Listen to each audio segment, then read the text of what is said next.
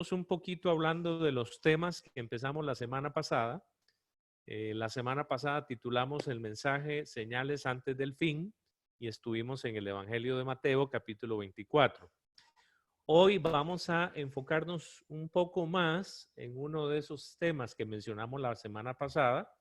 Hoy vamos a estar centrados en el tema de la venida de Jesús, o para ser más exactos, deberíamos decir la segunda venida del Señor. Voy a compartir con ustedes de nuevo la pantalla de la computadora para que ustedes puedan ir viendo y también puedan hacer allí sus anotaciones. ¿Estamos listos? Espero que todos puedan tener por ahí a la mano su Biblia y quizás también una libretita para tomar apuntes. Muy bien, vamos a hablar hoy entonces de la segunda venida de Cristo. Hoy es 3 de mayo de 2020. Por cierto, esta es una fecha muy especial en mi vida, en mi testimonio. Hace muchos años pasó algo muy lindo. Otro día les vuelvo a contar. Pero vamos a ir hoy, hermanos, en el Nuevo Testamento, vamos a ir a una de las cartas que el apóstol Pablo escribió. Es Primera de Tesalonicenses. Quiero invitarles a que busquen ahí en su Biblia, Primera de Tesalonicenses, capítulo 2. Vamos a estar trabajando en el 4, Primera de Tesalonicenses 4. Y vamos a leer a partir del versículo 13 y hasta el 18. Vamos a estar usando este pasaje para podernos introducir al tema esta mañana. Dice aquí la palabra del Señor. Voy a leer de la Nueva Traducción Viviente. Dice el versículo 13. Tampoco queremos, hermanos, que ignoréis acerca de los que duermen, para que no os entristezcáis como los otros que no tienen esperanza. Y dice el versículo 18, por tanto, alentados los unos a los otros con estas palabras. Y pueden ver ustedes ahí, hermanos, que a propósito puse una fotografía de un cementerio, justamente en estos días, con el tema de la pandemia, del COVID-19, del coronavirus.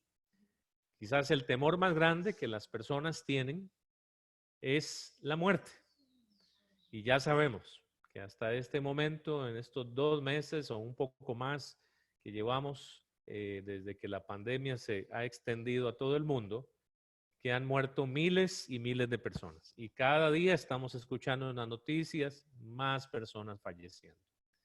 Pues bueno, la muerte sabemos que produce no solamente dolor, sino que también trae preguntas. Y los hermanos creyentes de aquel tiempo, de hace 2000 años atrás, a quienes el apóstol Pablo predicaba, enseñaba, dirigía, pues tenían inquietudes sobre el tema de la muerte. Y precisamente aquí el apóstol Pablo en este pasaje nos da algunas recomendaciones, hermanos, que sería muy necesario que todos nosotros las podamos tener.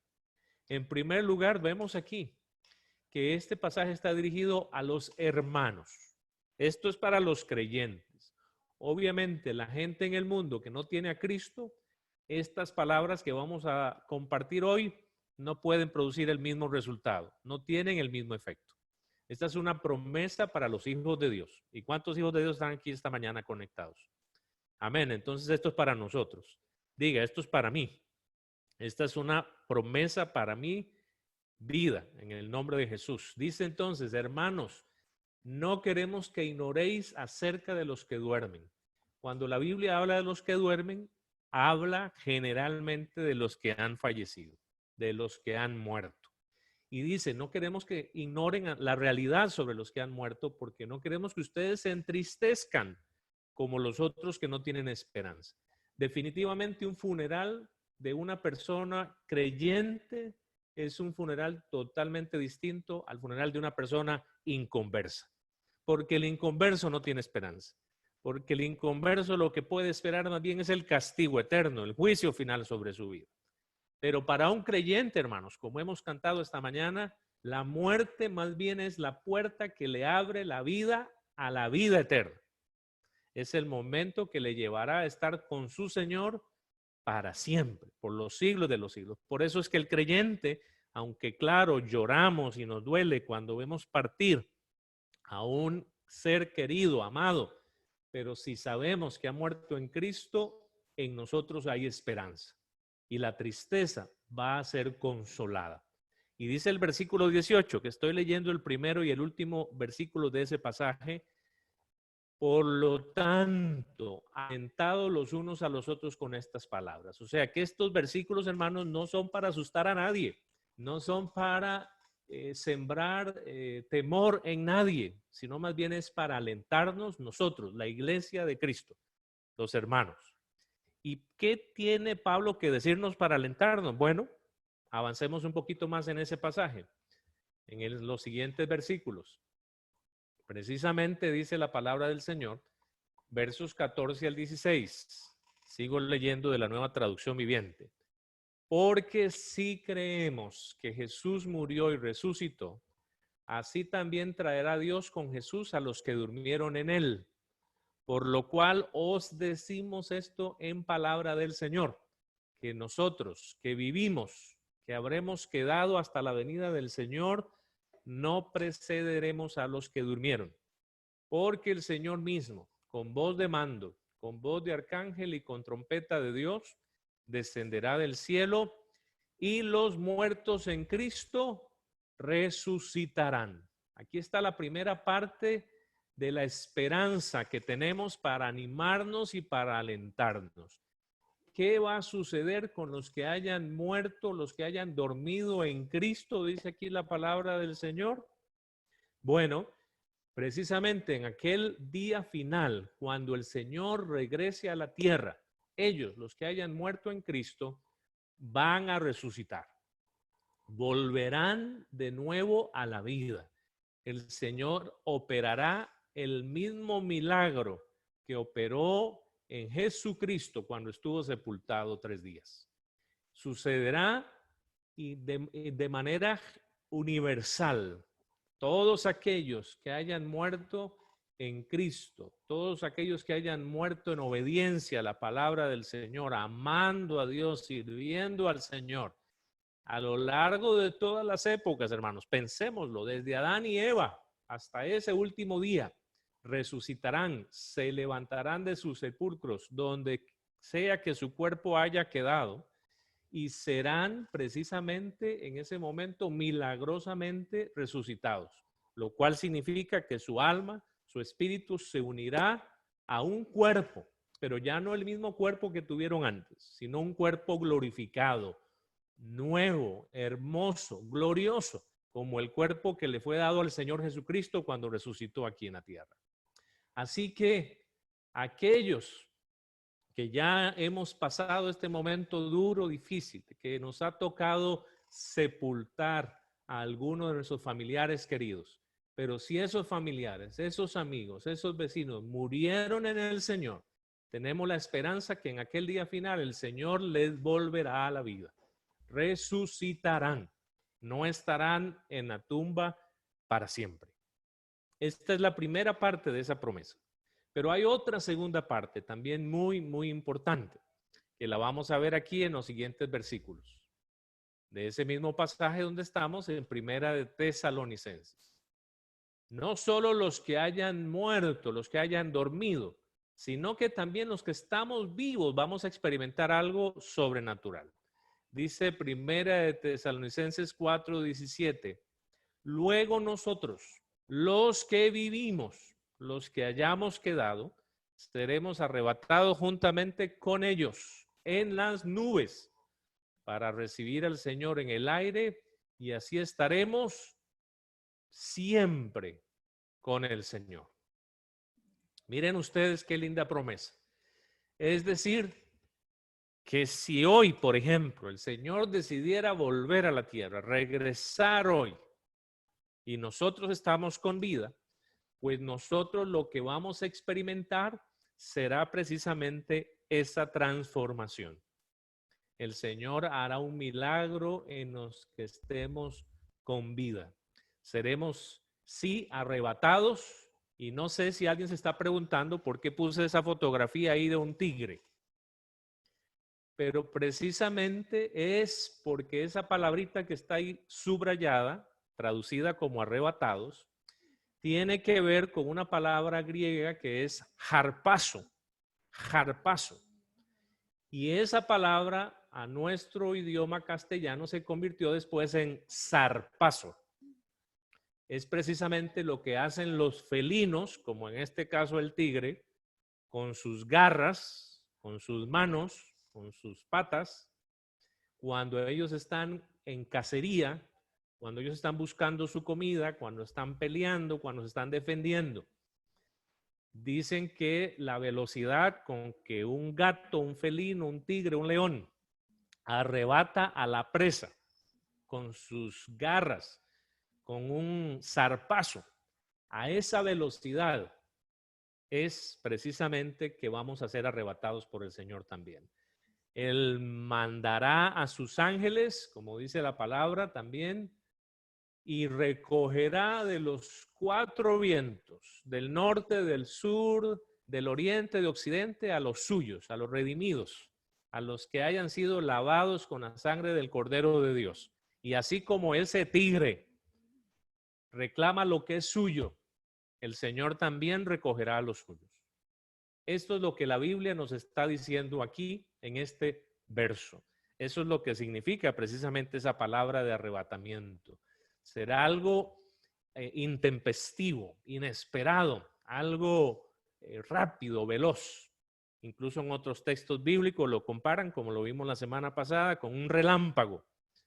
O también se compara como un abrir y cerrar de ojos. Es precisamente la promesa que tenemos aquí. Esta es, hermanos, la esperanza que tenemos. Los que estamos en Cristo, sea que hayamos muerto o que estemos vivos, al final, cuando el Señor venga, nos encontraremos con Él. Y aquí dice, hermanos, que vamos a estar para siempre con el Señor. ¿Cuántos quieren estar para siempre con el Señor? ¿Cuántos anhelan tener esa bendición, ese regalo, ese momento maravilloso de encontrarse con el Señor? Yo espero que su corazón, al leer estas palabras, así como fue el propósito del apóstol Pablo, se llene de ánimo y de aliento, aún en medio de los tiempos difíciles que estamos viviendo hoy, con tanta situación terrible en el mundo, con la crisis que tenemos ahora, no solo de salud, sino también económica y financiera, con tantas voces que nos están diciendo no sabemos qué va a pasar, cuándo vamos a volver a la normalidad, o muchos están diciendo ya no vamos a poder volver a la normalidad nunca, las cosas cambiarán radicalmente.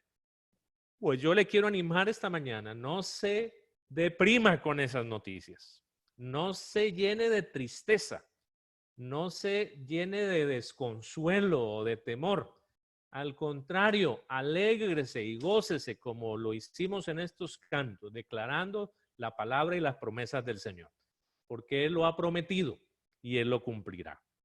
Eso sí, como advertencia final, debemos estar listos, debemos estar preparados, como nos leyó la hermana Miriam ahora cuando empezamos esta reunión, porque no sabemos el momento, la hora que Él vendrá. Tenemos que estar preparados, listos, como las vírgenes prudentes, listos, como Noé y su familia cuando construyeron el arca, listos y preparados como el siervo prudente que está atento y fielmente sirviendo a su Señor. Ahora, yo quisiera dedicar los siguientes minutos, hermanos, a hacer un estudio un poquito más minucioso de lo que estamos hablando aquí. Precisamente este pasaje de Tesalonicenses y también el de Mateo que hemos estudiado la semana pasada y otros parecidos son pasajes que a lo largo de la historia del cristianismo han sido interpretados o entendidos de diferentes maneras, sobre todo cuando tratamos de entender en qué tiempo y en qué momento se cumplirán estas cosas. Entonces, yo quisiera dedicar un poquito de tiempo esta mañana, precisamente, hermanos, a compartir con ustedes por lo menos las maneras de interpretar principales o básicas para que tratemos de entender de qué se está hablando en todos estos pasajes de la Biblia, incluso también los de Apocalipsis que nos mencionó la hermana Miriam hace un ratito, y otros muchos más. Por asunto de tiempo vamos a tener que resumir, pero voy a compartir con ustedes un gráfico que espero pueda servirles. Vamos a ir poco a poco despacio. Muy bien, voy a compartir primero cuál es el enfoque, la óptica pretribulacional y premilenial de estos pasajes que hablan de la venida del Señor. ¿Cómo lo entienden este grupo de hermanos? Bueno, aquí está. Espero que esto nos pueda iluminar a todos. Lo primero que vamos a ver ahí en la pantalla, hermanos, es precisamente una línea. Espero que puedan estar viendo la línea amarilla. Esa es una línea del tiempo. Y si observamos bien, eso apunta hacia el final de toda la historia, en el que, por cierto, todos coincidimos. Todos esperamos cielos y tierra nueva. Pero ese tiempo, esa línea de tiempo, empieza precisamente con la vida, el ministerio, la muerte, la resurrección y principalmente la resurrección de Cristo. Todos empezamos a partir de allí. Ya en este momento llevamos 2020 años y bueno, contando todavía, no sabemos en qué momento se acabará la cuenta. Pero a partir de allí, ¿qué ha pasado en la historia y cómo lo entienden los hermanos pretribulacionales? Bueno, lo primero, vamos a ver aquí una fecha roja que señala hacia el arrebatamiento, lo que acabamos de leer aquí precisamente en Tesalonicenses. Ese arrebatamiento será cuando Cristo venga por sus santos, su iglesia, y los lleve al cielo. Esto aparece descrito de una manera más amplia en Apocalipsis 5 y en adelante. Los hermanos pretribulacionales entonces están esperando que el Señor venga por su iglesia en cualquier momento, la lleve al cielo. Y precisamente allá en el cielo empezará este evento del arrebatamiento a marcar lo que se conoce como la semana 70 de Daniel. Eso lo voy a explicar un poquito más adelante.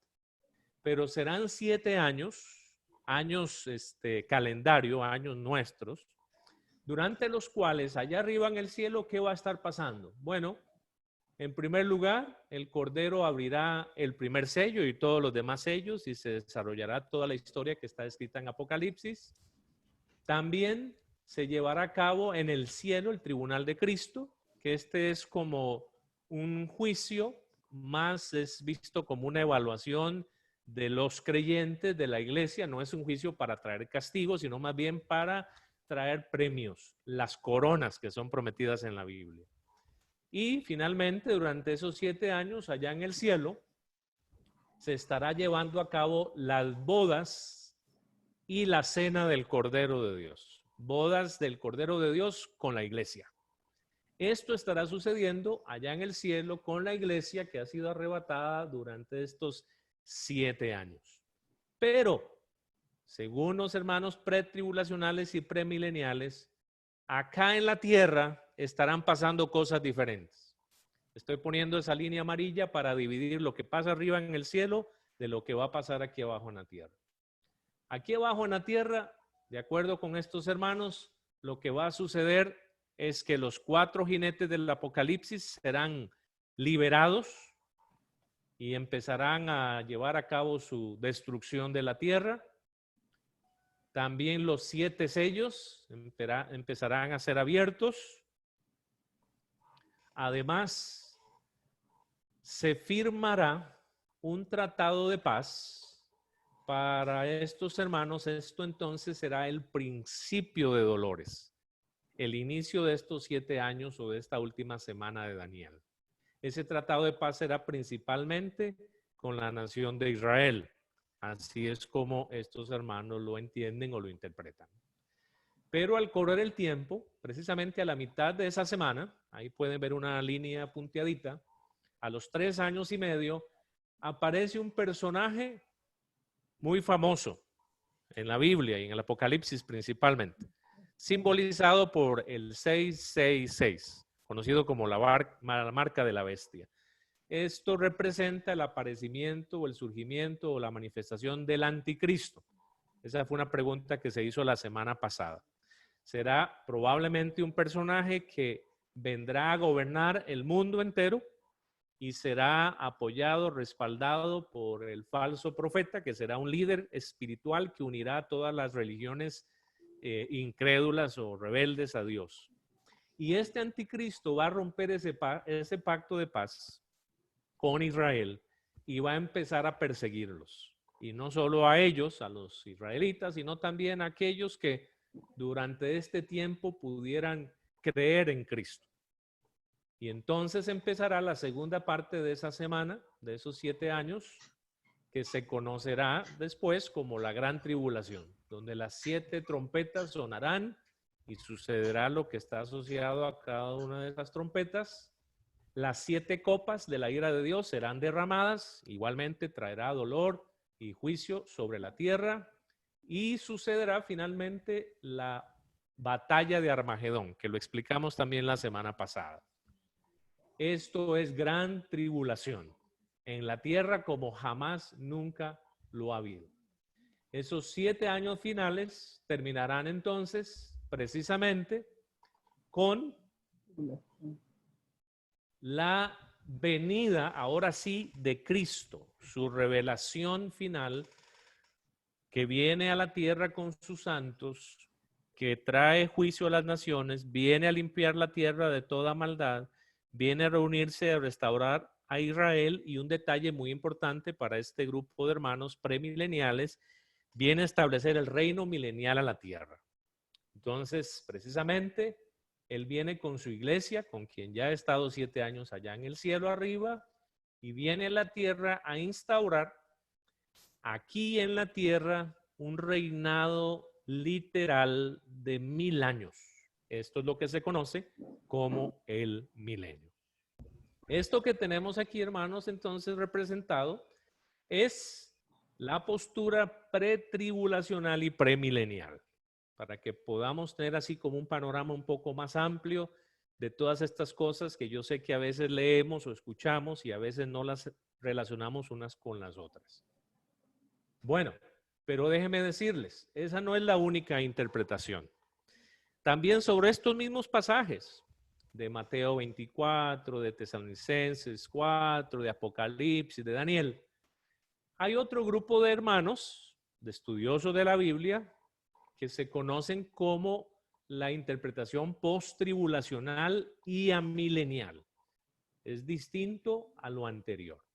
Y una de las primeras cosas de diferencia en este grupo con respecto al anterior es que la semana 70 de Daniel ya ha sido cumplida plenamente, las 70 semanas, con la primera venida de Cristo Jesús. Es decir, este grupo de hermanos no está esperando que se cumpla todavía la última semana de las 70 semanas que Daniel menciona en su libro, en el capítulo 9, sino que ya todas esas 70 se cumplieron hace más de 2000 años atrás. Más adelante, repito, voy a explicar un poquito más lo de las 70 semanas de Daniel. Pero bueno, veamos cómo entonces entienden todos estos eventos o acontecimientos estos hermanos post-tribulacionales y amileniales. Bueno, aquí está el gráfico. Vamos a empezar de nuevo con la línea del tiempo que termina igual que los anteriores con los cielos y tierra nueva. La diferencia está en entender lo que pasa antes de eso. Comenzamos siempre con el ministerio, la vida, la muerte, la resurrección y la ascensión de Cristo. Otra vez, consideramos que ya han pasado 2020 años y seguimos contando. Este periodo de tiempo, precisamente, es los 1000 años que Apocalipsis 20 menciona, pero de manera simbólica que ya se han estado cumpliendo. Es decir, para este grupo de hermanos, esos 1000 años de Apocalipsis empezaron a contar desde hace 2000 años atrás. Entonces no se refiere a un periodo de 1000 exacto, sino que es como decir una cifra grande, de un número grande. ¿Y qué ha estado pasando entonces durante estos años? Para los post-tribulacionales y amileniales, Ya los 4 jinetes han estado haciendo su trabajo en la tierra, trayendo muerte, trayendo enfermedades, trayendo guerra. Ya los 7 sellos también han sido abiertos. Las 7 trompetas ya han estado sonando. Ya el anticristo ha hecho su aparición. Bueno, como lo decían las cartas de Juan, el espíritu del anticristo ya está presente. Pero podría ser que en algún momento también este personaje haga su aparición de manera más evidente.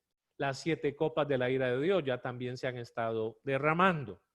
Y esa batalla de Armagedón podría precisamente darse al lugar al final de este periodo, que podemos resumir como principio de dolores o incluso gran tribulación. Entonces, para este grupo, los post-tribulacionales y mileniales, nosotros, los que estamos hoy aquí, estamos ya dentro de ese periodo y posiblemente ya hemos estado viendo también el cumplimiento de muchas de estas cosas que las Sagradas Escrituras mencionan o advierten. Pero se esperará en los últimos años o en los últimos momentos antes de que el Señor venga un aumento de toda esta maldad y de todo este sufrimiento. Entonces, y aquí está la gran diferencia con el grupo anterior, todo esto sucederá en un abrir y cerrar de ojos. Es decir, el Señor Jesucristo vendrá, se revelará, pero aquí hay una diferencia, se entiende este texto que viene con sus santos, no entendiendo a los santos como la iglesia de Cristo, sino a los ángeles, vendrá a traer juicio sobre las naciones y en el mismo instante, hermano, estamos hablando en un átomo de tiempo, también arrebatará a su iglesia, lleva el Señor a los suyos, a la iglesia, al cielo, a la adoración celestial.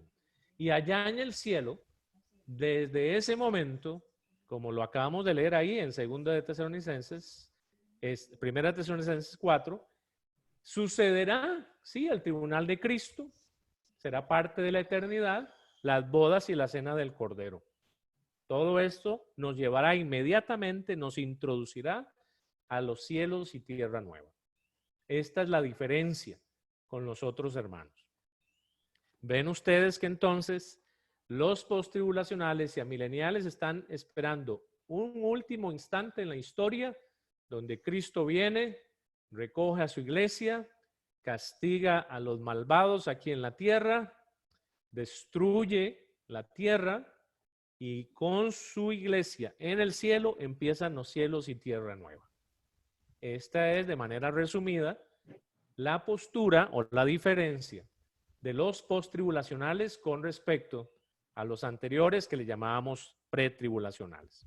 Y también aquí hay una diferencia con respecto al milenio. Lo vemos estos hermanos como un periodo de tiempo simbólico, no como un tiempo literal o real.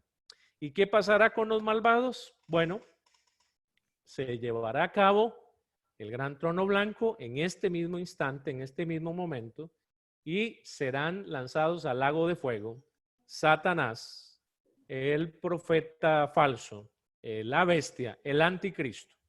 Eso será el infierno. Y mientras la iglesia está con Cristo en el cielo para siempre, disfrutando de una tierra nueva, de una nueva Jerusalén, pues todos los que hayan sido rebeldes a Dios serán llevados al infierno y castigados para siempre.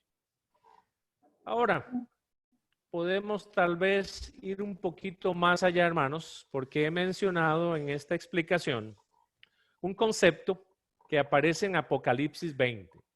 Quiero invitarles a que ustedes busquen en su Biblia Apocalipsis 20, por favor. Vamos a leer allí algunos versículos y vamos a explicarlos también. Apocalipsis 20, lo voy a poner aquí en la pantalla, desde el versículo 1 en adelante.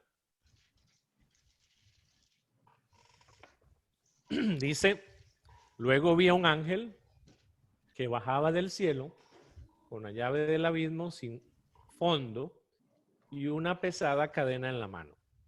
Sujetó con fuerza al dragón, la serpiente antigua, quien es el diablo, Satanás, y lo encadenó por 1000 años. El ángel lo lanzó al abismo sin fondo y lo encerró con llave para que Satanás no pudiera engañar más a las naciones hasta que se cumplieran los 1000 años. Pasado ese tiempo, debe ser soltado por un poco de tiempo. Después vi tronos, y los que estaban sentados en ellos habían recibido autoridad para juzgar.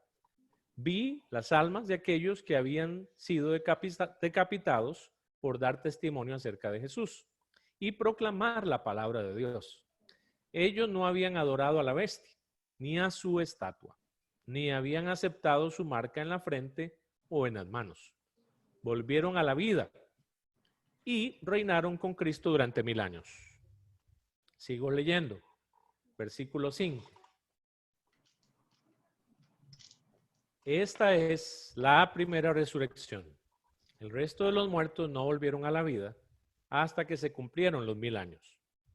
Benditos y santos son aquellos que forman parte de la primera resurrección, porque la segunda muerte no tiene ningún poder sobre ellos, sino que serán sacerdotes de Dios y de Cristo y reinarán con él durante 1000 años. Cuando se cumplan los 1000 años, Satanás será liberado de su prisión. Saldrá para engañar a las naciones, llamadas Gog y Magog, por todos los extremos de la tierra. Reunirá a todas para la batalla. Un poderoso ejército tan incalculable como la arena de la orilla del mar. Y los vi cuando subían por la anchura de la tierra y rodeaban al pueblo de Dios y la ciudad amada. Pero cayó fuego del cielo sobre el ejército que atacaba y lo consumió. Y dice finalmente, versículo 10, después el diablo, que los había engañado, fue lanzado al lago de fuego que arde con azufre, donde ya estaban la bestia y el falso profeta. Allí serán atormentados día y noche por siempre jamás. Y vi un gran trono blanco y al que estaba sentado en él. La tierra y el cielo huyeron de su presencia, pero no encontraron ningún lugar donde esconderse. Vi a los muertos, tanto grandes como pequeños, de pie delante del trono de Dios. Los libros fueron abiertos, entre ellos el libro de la vida. A los muertos se les juzgó de acuerdo a las cosas que habían hecho, según lo que estaba escrito en los libros. El mar entregó sus muertos, y la muerte y la tumba también entregaron sus muertos, y todos fueron juzgados según lo que habían hecho. Entonces la muerte y la tumba fueron lanzadas al lago de fuego. Este lago de fuego es la segunda muerte. Y todo el que no tenía su nombre registrado en el libro de la vida fue lanzado al lago de fuego. Este es el pasaje, hermanos, que hace mención a ese reinado de 1000 años. Y de ahí es donde sale precisamente este tema del milenio, que algunos por allí han preguntado y algunos han tenido pues el deseo de entender un poquito mejor. Bueno, debo decirles, hermanos, que al igual con el pasaje anterior de Tesalonicenses, donde se habla del arrebatamiento, también este pasaje ha sido interpretado de diferentes maneras. Y de eso no hay que asombrarse, hermanos.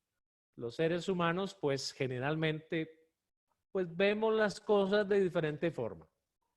Cada uno de nosotros. Entonces, quiero compartir ahora, en estos minutos, cuáles son las principales formas de entender este pasaje. ¿Cuáles son las maneras de interpretarlo? Y aquí va. De igual forma, traté de hacer un gráfico para tratar de simplificar un poco este tema. Vamos a ver aquí 3 formas de interpretar Apocalipsis 20. La primera manera la vamos a llamar la postura o la óptica premilenial. Otra vez, esa línea representa el tiempo.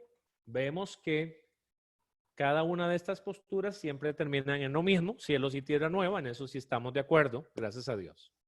Y bueno, este tiempo comienza otra vez con la vida y el ministerio de nuestro Señor Jesucristo.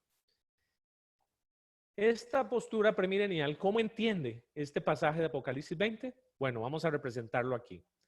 Lo primero, para ellos están esperando la segunda venida de Cristo, pero que solamente viene al aire, a la atmósfera, arrebata a la iglesia y la lleva con él durante 7 años, como ya lo explicamos anteriormente. Precisamente ese periodo de 7 años es el periodo de la tribulación, de la gran tribulación y de la última semana de Daniel. Después de esos 7 años, los hermanos premileniales enseñan que Cristo regresa, ahora sí, a la tierra, ya no solo al aire, a la atmósfera, sino que viene y pone sus pies sobre la tierra. Y allí precisamente con esa venida de Cristo se instaura de manera literal, real, el reino de Cristo por 1000 años en la tierra, lo que se conoce como el milenio.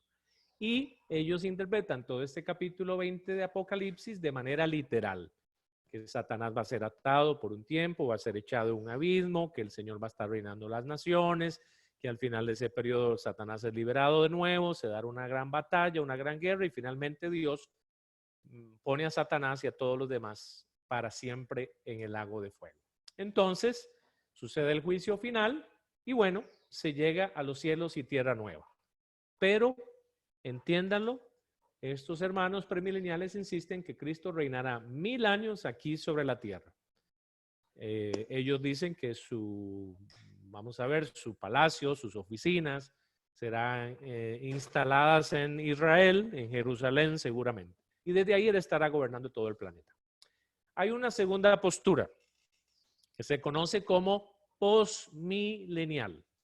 Otra vez la misma línea del tiempo. Comenzamos desde Cristo y vamos hacia los cielos y tierra nueva. Pero para estos hermanos, ya la iglesia ha estado en tribulación desde que Cristo subió a los cielos. Ya la iglesia ha estado sufriendo persecución. Ya la iglesia ha estado viendo el cumplimiento de todas estas señales antes del fin. Para los postmileniales, el reino de 1000 años también es literal, igual que los premileniales. Vean que ahí aparece igual el bloque del milenio. Pero la diferencia está en que Cristo viene hasta después del milenio. Por eso es que se le llama postmileniales. Y cuando Cristo venga al final del milenio, también será el juicio final. Entonces la pregunta que muchos van a tener, entonces ese reino milenial ¿de qué es si Cristo no está aquí todavía? Bueno, lo que ellos enseñan, este grupo de hermanos, es que la predicación del evangelio, el crecimiento de la iglesia en el planeta Tierra hará que el planeta Tierra cada día sea mejor, cada día se acerque a Dios, cada día haya más orden, haya más paz, haya más respeto por las leyes de Dios. Y entonces de esa manera el reinado de Dios será a través de la iglesia aquí en la tierra. Las guerras desaparecerán, las enfermedades desaparecerán, las pestes, las enfermedades desaparecerán, la contaminación del planeta. Es decir, todo eso que la Biblia describe de manera muy linda, casi relacionado con el cielo, sucederá aquí en la tierra. Habrá una regeneración del planeta. Y bueno, finalmente, la tercera interpretación acerca de este pasaje de Apocalipsis 20 es la óptica o la interpretación amilenial. ¿Cómo lo entienden este grupo de hermanos el pasaje de Apocalipsis 20? Bueno, aquí está representado. Si ustedes observan, para estos hermanos, el milenio ha estado ya en acción, ha estado ya cumpliéndose desde que Cristo estuvo aquí en la tierra. Era el Porque Apocalipsis que este están periodo hablando. es un milenio simbólico, no es literal.